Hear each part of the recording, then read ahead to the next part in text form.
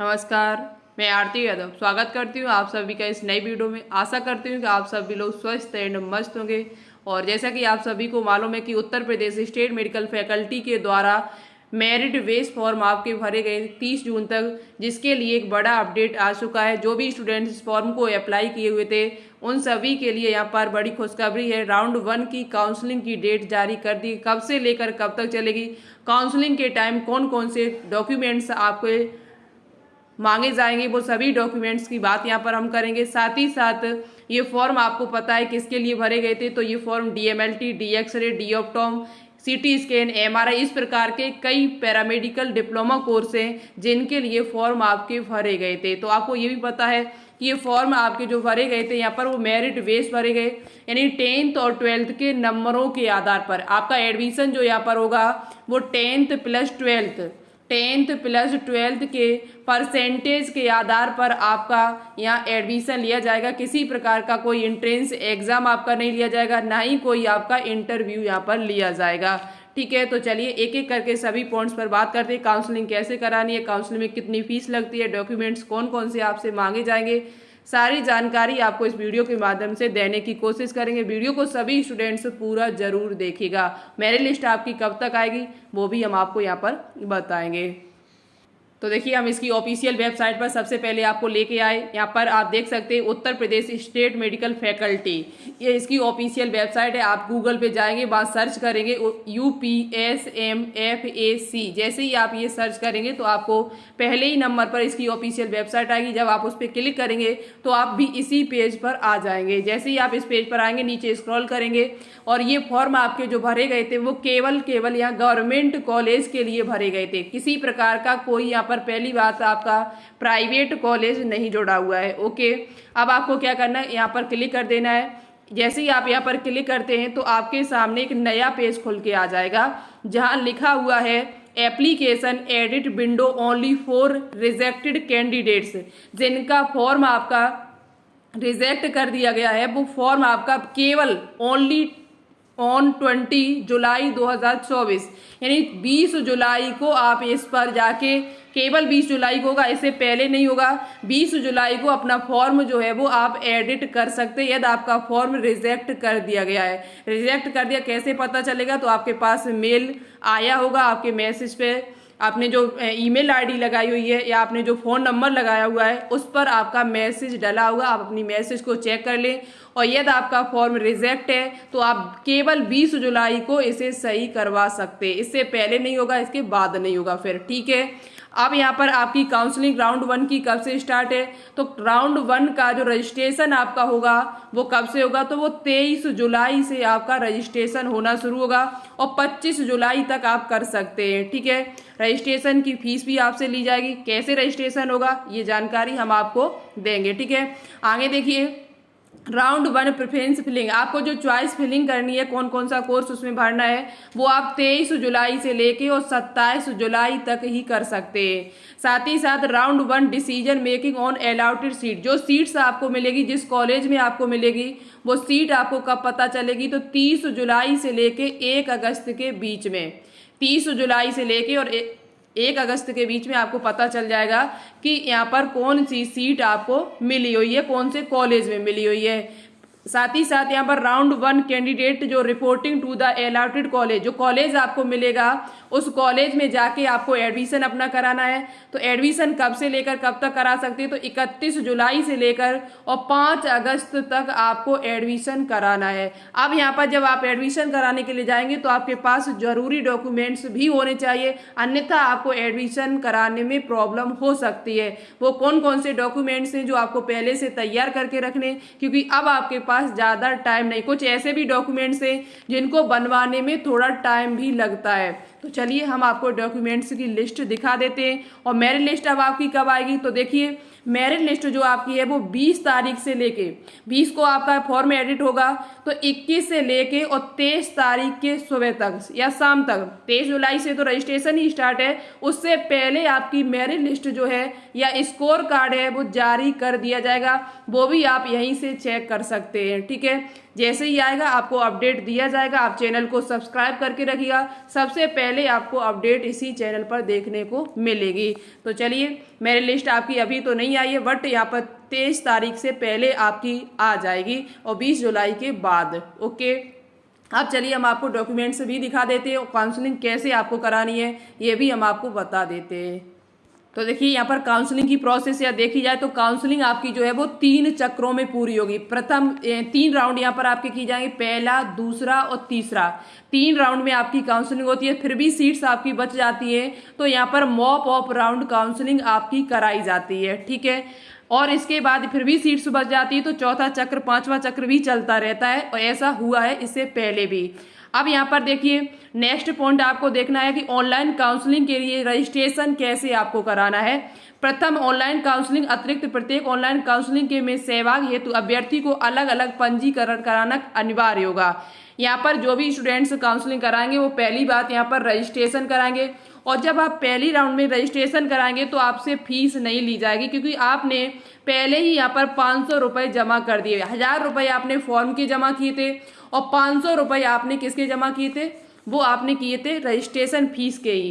तो आप पहले राउंड में रजिस्ट्रेशन फीस नहीं देंगे। इसके बाद यदि आप काउंसलिंग करा रहे हैं सेकेंड राउंड, थर्ड राउंड में, तो आपसे रजिस्ट्रेशन के 500 रुपये लिए जाएंगे, ठीक है, जो आपके वापस नहीं किए जाते हैं। साथ ही साथ यहाँ लिखा है कि प्रथम ऑनलाइन के अतिरिक्त प्रत्येक ऑनलाइन काउंसलिंग प्रथम ऑनलाइन के अतिरिक्त प्रत्येक ऑनलाइन काउंसलिंग में भाग लेने के लिए अभ्यर्थी को प्रति राउंड 500 रुपये देने होंगे, जो शुल्क रूप में जमा होंगे। अभ्यर्थी का ट्रांजेक्शन चार्ज अतिरिक्त दे होगा, यानी कि ये आपके रिफंडेबल नहीं है।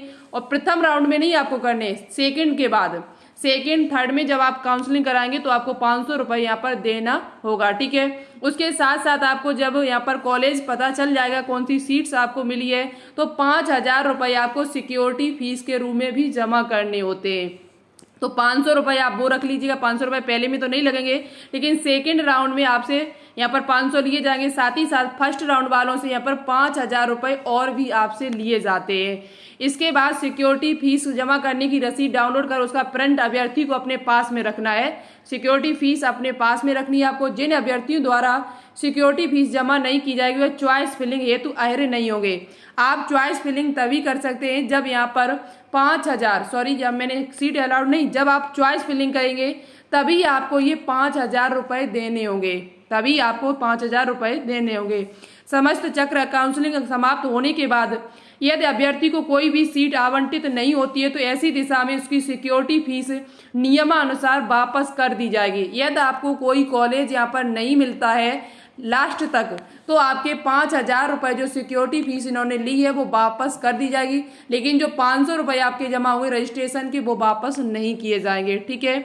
जिन अभ्यर्थियों द्वारा सीट आवंटन के पश्चात आवंटित प्रशिक्षण केंद्र में प्रवेश नहीं लिया जाता है, इस दिशा में उनकी जमा की गई सिक्योरिटी फीस जब्त कर ली जाएगी। यदि आपको सीट मिल जाएगी तो आपको काउंसलिंग बहुत अच्छे से करानी है, पहली बात, ठीक है, काउंसलिंग आपको अच्छे से करानी है, अन्यथा आपकी 5000 रुपये जो है फीस के वो चले जाएंगे। यहाँ तो आपकी जो फीस है ये 5000 रुपये वो चले जाएंगे यदि आप नहीं कराएंगे। अब यहाँ पर ऑनलाइन चॉइस फिलिंग आपकी चलेगी।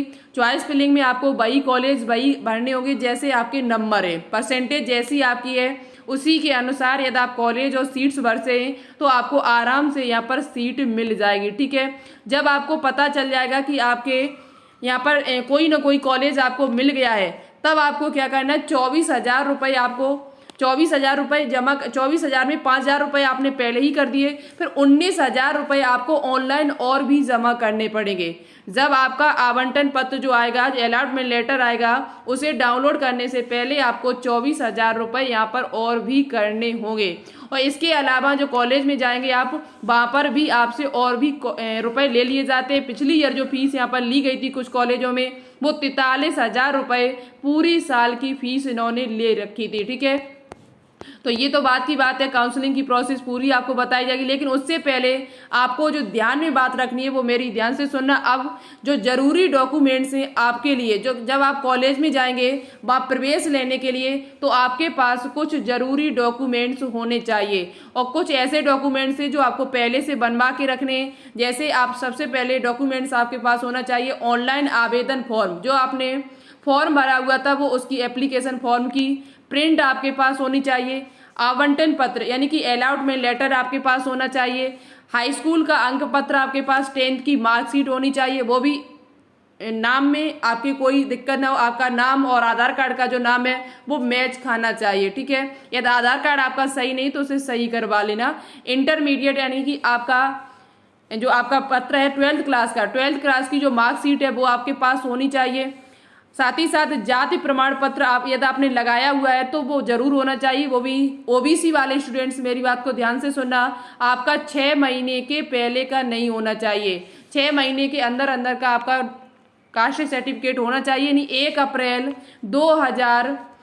अप्रैल 2024 के बाद का ही होना चाहिए। यदि आपने फॉर्म में लगा दिया तो कोई बात नहीं, लेकिन जब आप एडमिशन कराने के लिए जाएंगे तो आपका 1 अप्रैल 2024 के बाद का ही होना चाहिए।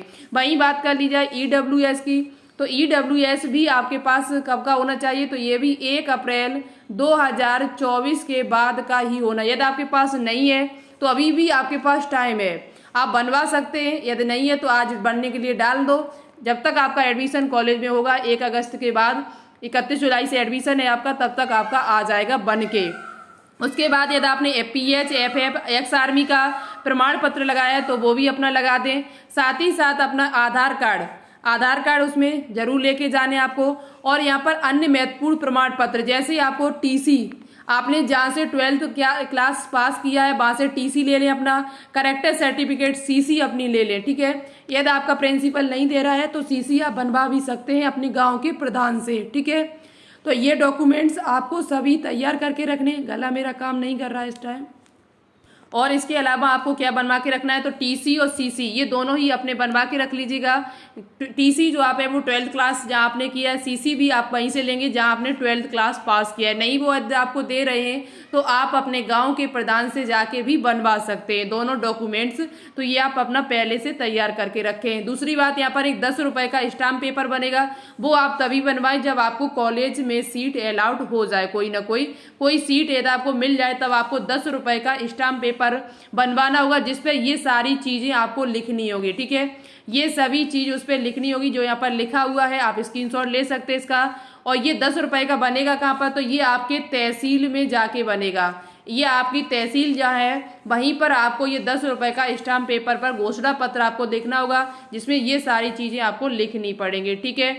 ये डॉक्यूमेंट्स जो हमने आपको बता दिए, क्योंकि कुछ डॉक्यूमेंट्स ऐसे हैं जो आपको पहले से तैयार करके रखने, इसी वजह से मैंने आपको पहले से बता दिया है। उसी टाइम यदि आपको बताएंगे तो आपको दिक्कत होगी एडमिशन कराने में। तो आज की वीडियो ये ज़्यादा से ज़्यादा अपने दोस्तों के साथ शेयर करना। आपकी काउंसलिंग की डेट जो है वो आ चुकी है, मेरिट लिस्ट जो आपकी है वो 23 तारीख से पहले आ जाएगी। तो चलिए आज को इतना ही, मिलते हैं एक नई वीडियो के साथ, तब तक के लिए थैंक यू। जय हिंद, जय भारत।